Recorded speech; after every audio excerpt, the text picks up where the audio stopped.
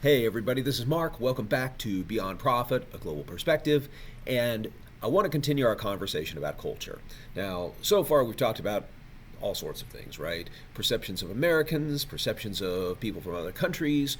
We have talked about all sorts of differences in the way that people behave and live their lives and how we adapt to it and how to prepare you for a foreign appointment. If you're an expatriate, if you're a traveler, hopefully you've gotten something that's helpful out of that. What I want to do now is talk about what it's like to live in a different culture. For those of you who are my students and you want to know what all of this is like, then hopefully this video will be helpful to you. But I also hope that it's going to be helpful for those of you who may be experiencing this for the first time in real life.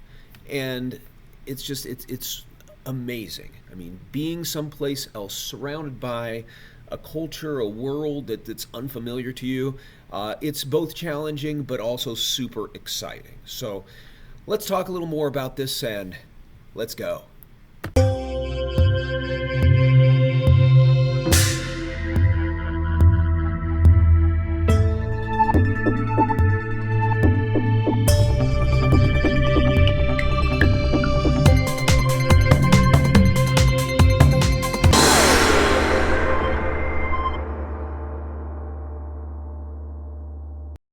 And by the way, if you like this video, if you're enjoying watching these things and you're getting a lot out of it, please like and share, tell people about the channel, leave some comments below. Let me know what you like. Let me know what kinds of videos I can make that will help you out in your life and whatever it is you're doing. Another thing, if you would like to study with me at the University of St. Mary, I would certainly invite you to come over here. We talk about this kind of thing all the time, at least in my classes anyway, and I think you would have an excellent experience. So I'm here in my office/classroom here at the University of St. Mary. If you've seen any of my videos, then you're probably familiar with it. You look around and here's the classroom, and you may not have realized this, but my desk is right over here as well. I love world travel. I have had some wonderful experiences going different parts of the world and living in different parts of the world as well. And I thought I might share just a few things that I have picked up from here to there. So just kind of to share some of my experiences, and hopefully if you're going to go someplace else and live, you might end up making some connections and getting some cool stuff too. I mean, this is fun. This is exciting to me. A wristwatch that I got from Russia, the Soviet Union, or it had just switched from being the Soviet Union to Russia by about a year or something like that. And you have the little picture of your first cosmonaut down there. This is a fun piece of crazy souvenir stuff, man. I wish this thing still worked, had a battery. Yeltsin was the leader of Russia at the time, and this is sort of the biggest of the Matryoshka dolls. It opens up and has other Soviet leaders inside. A journal that I kept when I was there. Those are some chopsticks that are gifted to me. You'll see a knife that I use as a letter opener, also from Russia. Oh yeah, here is a love spoon. This is what many Welsh people use when they propose, when they get engaged to someone. When I proposed to my wife, it also was in Wales. This isn't the love spoon I used to propose to her, but I did propose to her in that manner. There's a Lenin Matryoshka doll given to me from one of my former students.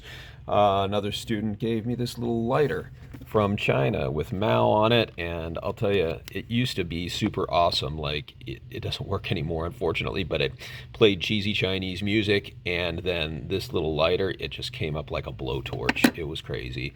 There's a book of matches that I got when I was in Hungary at the Museum of Communism. And of course, this thing here, yes.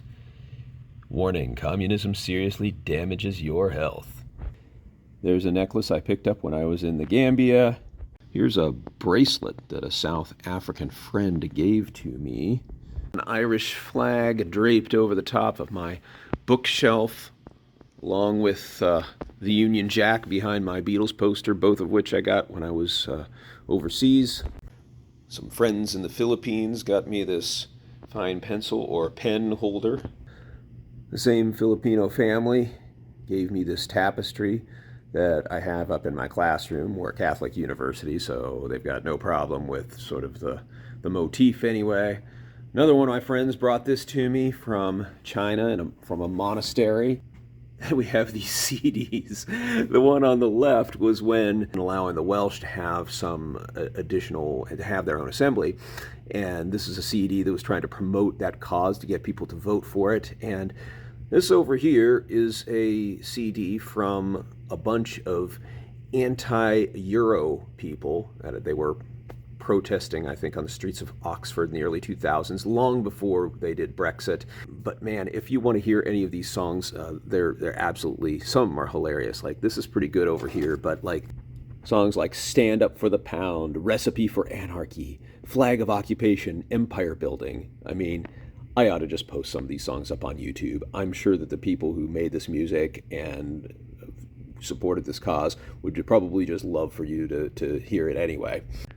There's my bust of Lenin also. I got from Russia. The nose is sort of degraded a little bit over time. And of course you see some other stuff that you may have seen before. You see the headscarf draped over my bookshelf here, as well as my Russian hat.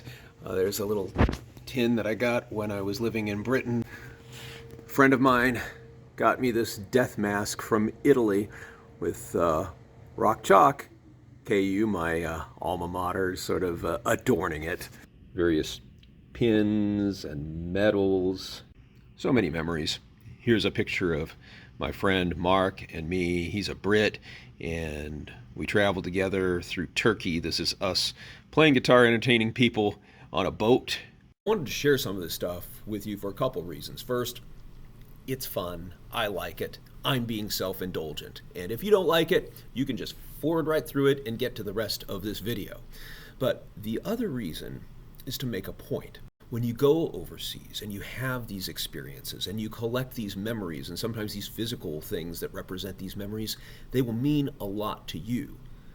The tragic part is that they will mean practically nothing to anybody else. So I don't blame you for forwarding through this, but the very fact that you've had this thing which is precious and unique and special that only you have experienced makes things a little bit isolating at times. And so that's one of the themes that we want to talk about here as we get into this video. Let's say that you end up becoming an expatriate, or you have to travel and work someplace overseas. What experiences may you have? How will you experience this? And I have a table I'd like to share. It's called the Stages of Cultural Adaptation. And I think it does a pretty good job of explaining what a lot of people experience or what they feel when they go overseas for a long period of time. So if you look at this table, it starts off with the way you might feel before you go, right? You see this zigzagging pattern here where you're really excited about going, but oh my gosh, there's so much to do and I'm so stressed out and things are crazy. And that leads right up until the time that you go. And then once you get there, depending on which table you're talking about, because I've actually seen tables go both ways on this, one suggests that you go through this honeymoon phase where it's like, oh, I'm so excited to be here. I want to experience this. This is so amazing. And wow, it's a whole new world. It's wonderful, and so on. Right, and for a lot of people, I think that's generally true. That certainly has been my experience when I've traveled and worked overseas. For some people, though, there's also sort of a precipitous drop that kind of comes right when they arrive there, where they're like, oh my gosh, what have I just gotten myself into? I think about my wife, for example, who, when we went and lived in Wales for the first time, she had to get a job there, and getting a job, figuring out how to get a job was challenging. But also the first job that she had was working telephones. And I don't know if you've ever been to Wales or not, but there are all sorts of sub-dialects and different ways that people talk. And there are some people who are very clear and easy to understand, and there's some people where if you're not used to the dialect, it's very difficult to follow. And it's easier sometimes when people have unusual dialects or things you're not used to. When you're actually in person, you can get the body language, you can watch them speak. But her first job was working on a telephone.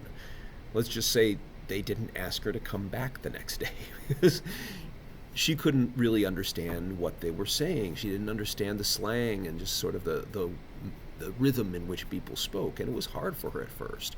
And so it sometimes takes people a little bit to the point where they are really hitting that high, where it's like, okay, I feel good about where I am and I'm doing well and things are great.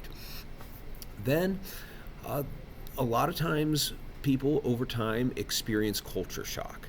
That is, okay, I'm used to everything now, but now there are things, I've noticed things that are different and things that I'm uncomfortable with. So it may be things where there's norms that are being challenged. Stuff that you're used to isn't the way that you're used to it. And it could be something administrative, like I'm fed up with the phone company because it doesn't work like the phone company does at home, and I'm mad, and so on.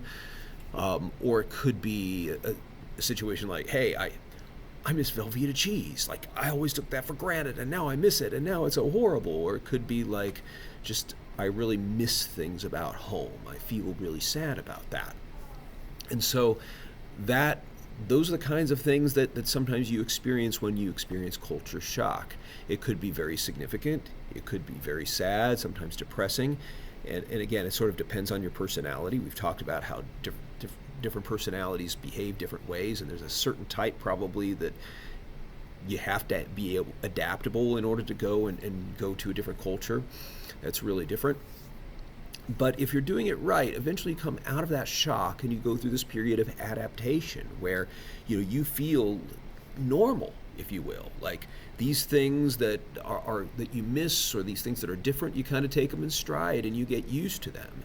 And the things that are more exciting to you, unfortunately, also become a little bit more commonplace. The place feels more like home. And so, yeah, it's less exciting, but it's also more comfortable. And when you eventually return back to the United States or wherever you're from that appointment, from that experience, then you tend to experience the same kinds of things that you did when you came to the country in the first place. So you get that zigzag. You get the, oh my gosh, I'm so excited to go home, but oh my gosh, there's so much to do, and this kind of thing. You get home, and usually it's an incredible high. It's like you get to see people and places that you're familiar with, and you miss them, and it's great, it's wonderful, and there's this optimism and excitement, perhaps with coming back, or maybe this, oh my gosh, what do I do with myself now that I'm back? That's the other side of it, so it can be pretty extreme. But one thing I know I experience this, and I think a lot of people do too when they're coming back, is there's a tendency to miss the other culture. And you feel, it's odd, you feel reverse culture shock. You feel very alone. You've gone through this experience that maybe only you and a spouse have gone through, or just a few select people. And then you come back and you're so excited, you want to tell everybody about this thing that you did, but then nobody gets it. Nobody understands, and nobody really cares. It's like you can share a few pictures and they're like, oh, that's nice, and oh, I'm so excited for you and everything, but finding somebody who really understands the world as you know it, it's hard to find that. And that really also illustrates an important point. If you ever have the privilege of living or working overseas, and it's in a clearly different culture, if you're open to it, it will change you. And it will change you in significant ways. And I would argue you should let it, right?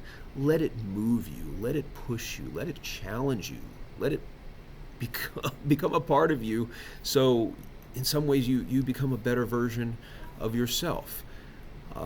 I think that there's not, among all the places I've been in the world, there's not been a horrible place. There have been great places, and these are all places that are different from what I'm used to, but trying to find that beauty is one of the great things about going different parts of the world. I've heard so many people travel around the world and say something like, it's a great place to visit, but I wouldn't want to live there. And to me, I think that's kind of the reverse attitude that you want to approach when you go someplace. To me, the better attitude is life is beautiful and there's beauty everywhere. And maybe you just have to seek it out and try to find it. So, with that, I would encourage you, if you ever have the opportunity to travel any place that's outside of your normal culture, even if it's a different part of your own country, but certainly try to see the world. Go and see different countries. The more different it is, sometimes the more exciting it is, and the more you'll learn. It will transform you in a positive way. Your life will never be the same. For Beyond Profit, a Global Perspective, I'm Mark Harvey.